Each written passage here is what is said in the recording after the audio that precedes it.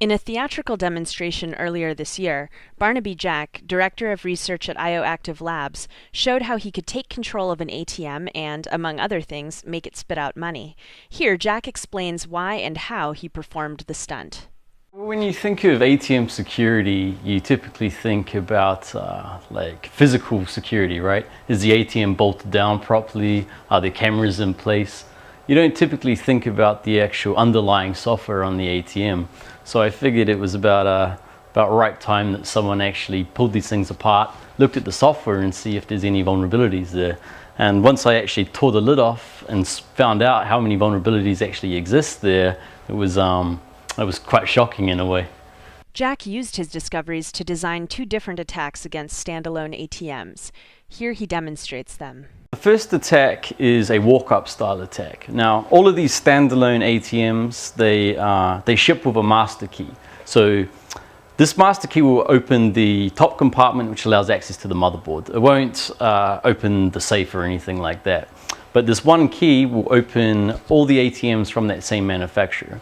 Now that you have access to the motherboard, you can now update the software locally. So long as that software adheres to the correct format, the ATM will happily override its software with this new code. Now, of course, this new code will allow you to dump from the entire dispenser and do other nefarious deeds.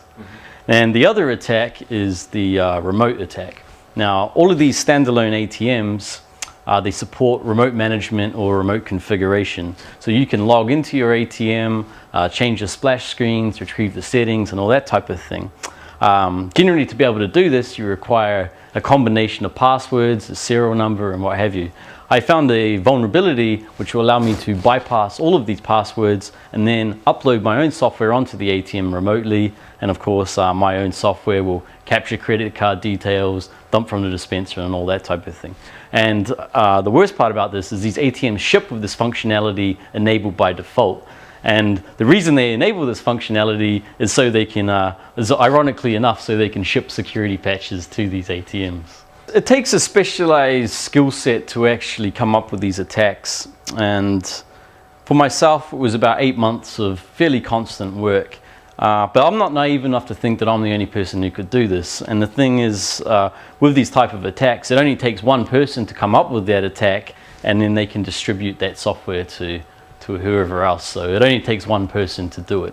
At the moment, we haven't seen any of these exploits replicated, but it's certainly possible. At the moment, the ATM manufacturers have shipped patches to their ATMs, but of course, whether the actual ATM owners have applied those patches is a different story.